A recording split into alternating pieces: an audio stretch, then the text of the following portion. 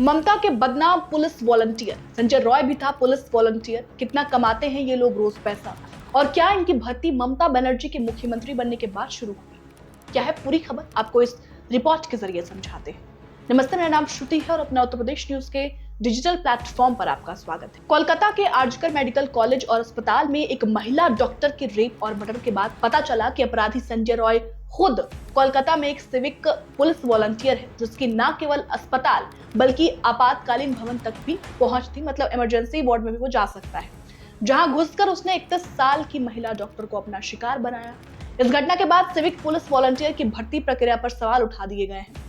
लगातार सवाल उठ रहे हैं, उसकी जांच की मांग होने लगी। ऐसे में कई सवाल हैं जो आपके मन में उठ रहे होंगे, तो चलिए उस पर बात करते हैं। पुलिस वॉलंटियर को नागरिक पुलिस स्वयंसेवक या ग्रामीण क्षेत्रों में ग्राम पुलिस स्वयंसेवक के तौर पर जाना जाता है।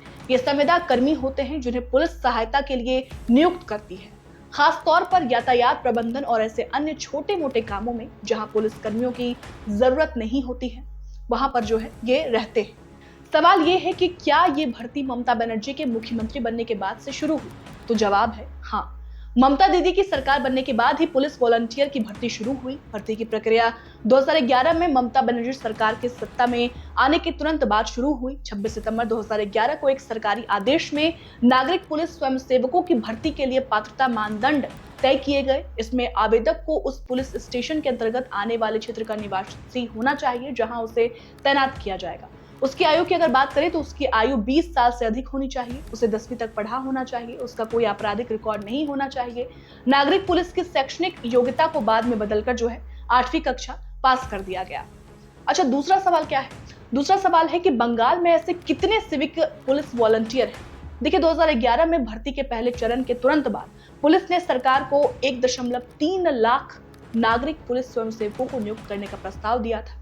तो माना जाना ये चाहिए कि बंगाल में इतने पुलिस वॉलंटियर तो होंगे ही। अभी कोलकाता पुलिस के पास इस समय 7200 नागरिक स्वयंसेवक हैं, जबकि राजधानी की पुलिस बल की ताकत 37,400 है। राज्य में पुलिस की ताकत लगभग 80,000 है, तो 1.24 लाख से अधिक नागरिक पुलिस स्वयंसेवक हैं। सवाल ये भी है कि इनको पैसे कितने दिए जाते हैं रोजाना और महीनों के तौर पर। तो देखिए, पुलिस वॉलंटियर स्वयंसेवकों को रोज 310 रुपए दिया जाता है, यानी करीब 9,300 रुपए जो है इनकी सैलरी होती है हर महीने की। इन्हें बोनस के तौर पर पहले सालाना 5,300 रुपए मिलते थे, जो पिछले साल ही बढ़ाकर 6,000 कर दिया गया। हालांकि ये जरूरी नहीं कि उनकी ड्यूटी रोज लगाई ही जाए। अच्छा, सवाल ये भी है कि फिर बाद में नागरिक पुलिस वॉलंटियर पर सवाल क्यों उठने लगे अचानक से? देखिए, पश्चिम बंगाल में चुनाव के बाद हुई हिंसा की जांच करने वाली राष्ट्रीय मानवाधिकार आयोग की 2021 की रिपोर्ट में कहा गया कि बड़ी संख्या में लोगों को रोजगार प्रदान करने के बावजूद ये योजना सही तरीके से क्रियान्वित नहीं की गई, जैसे अपर्याप्त प्रशिक्षण और नागरिक स्वयंसेवकों का करियर आगे नहीं बढ़ पाया।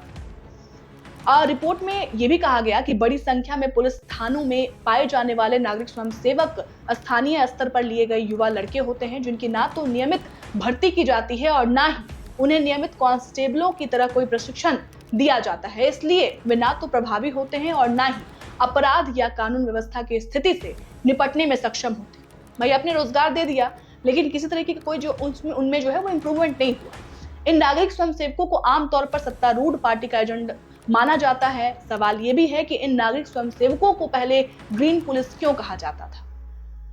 फिलहाल सवाल यह भी है कि अब इन नागरिक पुलिस वॉलंटियर्स के खिलाफ कैसे शिकायतें जो है वो आ रही है, कैसे शिकायतें? देखिए, सिविक वॉलंटियर द्वारा व्यावसायिक वाहनों के ड्राइवरों से पैसे ऐंठने और अन्य अवैध गतिविधियों से लिप्त होने की शिकायतें बहुत ज्यादा है। इनके बारे में उनकी कोई जवाबदेही नहीं है। अगर कोई सिविक वॉलंटियर पैसे लेते पकड़ा जाता है तो उसे बस घर भेज दिया जाता है। सोचिए, अगर किसी ने गलत काम किया तो बस उसको घर भेज दिया जाता है।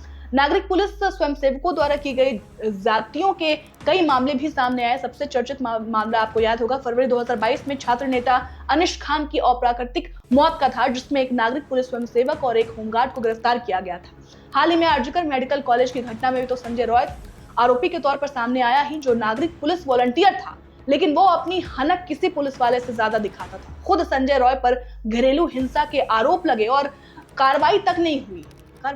सोचिए आप। सवाल ये भी है कि कलकत्ता हाईकोर्ट ने सिविक पुलिस वॉलंटियर्स के बारे में क्या कहा है, क्योंकि ये भर्ती विवादों से घिरी रही है हमेशा से, 2011 से। देखिए, कलकत्ता हाईकोर्ट ने कई आदेशों के माध्यम से नागरिक पुलिस स्वयंसेवकों की भर्ती और कानूनी सत्यता पर सवाल उठाए हैं।